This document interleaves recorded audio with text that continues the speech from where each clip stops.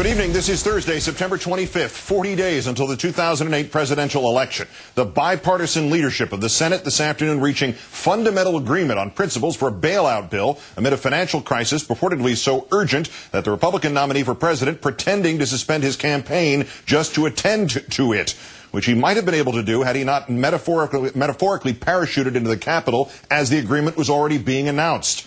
Our fifth story on the countdown. Late this afternoon, House Republicans abandoning that agreement to float instead an entirely new plan, starting over from scratch. The only urgency for House Republicans, the White House, and the McCain campaign concerning the bailout seems to be that Senator McCain be seen taking credit for it. Senator Christopher Dodd, chairman of the Banking Committee, saying that today's bailout meeting at the White House seemed to have less to do with rescuing Wall Street than it did with rescuing Senator McCain. We were asked to come down to sort of sit in a room, I guess, to listen to the House Republicans talk about some core idea they had that was different than what Hank Paulson has in mind. For 6 days, David, I've worked on a plan that the Paulson plan that was set up. We changed it dramatically. But all of a sudden, to be told there's some new idea kicking around, I didn't need to be in the White House for that, basically to have a photo opportunity for John McCain. But for the life of me, I don't quite understand what was going on down there except political theater. The events leading up to the White House matinee leaving little doubt that politics now trumping the economic necessities of the bailout deal. Still in New York this morning at the Clinton Global Initiative, not exactly a non-political event. Senator McCain offering talk, loudly campaigning about how he had suspended his campaign because of the crisis and his urgent need to get back to Washington 18 hours after he first said he was urgently going back there, urgently. I cannot carry on a campaign as though this dangerous situation had not occurred, or as though a solution were at hand, which it clearly is not.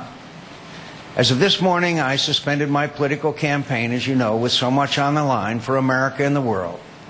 The debate that matters most right now is taking place in the United States Capitol, and I intend to join it. Only, as we mentioned, Senator McCain arriving back at the Capitol after the agreement he needed to be seen spearheading had already been announced. Some 22 hours after he announced he would be suspending his campaign. Flight time from LaGuardia to D.C. National Airport, an hour, 15 minutes. Not that his campaign ever really was suspended. The Huffington Post calling 15 different McCain campaign offices in battleground states across the country today, not one of them saying they had halted operations nor were planning to because of the purported suspension of the campaign. Several not even aware that the Republican nominee had officially stopped campaigning. As of Tuesday, Mr. McCain himself not even aware of what was in the Paulson proposal, all 3 pages of it. Would you vote for it as it's presently constructed? Why or why not? I have not had a chance to see it in writing, so I have to examine that. As if any further proof might have been needed that Senator McCain had been playing politics with this bailout. According to the list of attendees released in advance of today's White House meeting, Senator McCain accompanied by a campaign aide, economic advisor Douglas Blackberry Holtz-Eakin. Senator Obama accompanied by his legislative counsel, Ian Solomon. Tonight, after the White House meeting, Senator Obama confirming that posturing and politics trumped helping the American people. What I've found, and I think was confirmed today, is that when you inject presidential politics into delicate negotiations, it's not necessarily as helpful as it needs to be. Just because there's a lot of glare of the spotlight, there's the potential for posturing or suspicions. Time now to call in our own Howard Fineman, also, of course, senior Washington correspondent for Newsweek magazine. Howard, good evening. Hi, Keith. What happened?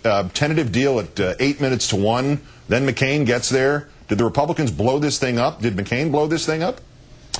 Well, the thing was sort of blown up, at least among conservative House Republicans, in spite of the deal that was announced at 1 o'clock. So what McCain came back here to Washington to parachute into was a revolt within his own party.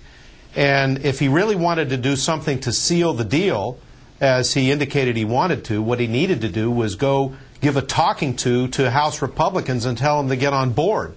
But that was way too dangerous for him to do politically. So what his presence here actually did was turn a disagreement between House Republicans and the rest of the Congress into an open revolt. So he rather than calm the situation, he inflamed it.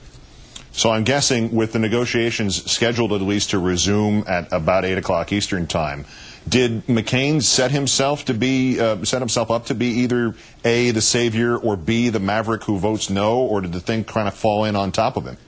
I think it's fallen in on top of him. He's got to hope now that there will be a deal, even if it results in jamming it down the throats of the conservatives in his own party base that he spent so much time wooing by picking Sarah Palin, among other things. But he's got to hope for that, and he's got to hope that somehow he can claim victory for making it happen. But based on what I heard from this meeting today, and I talked to some people who were in there, and lots of people who know about it moment by moment, McCain wasn't exerting any leadership there.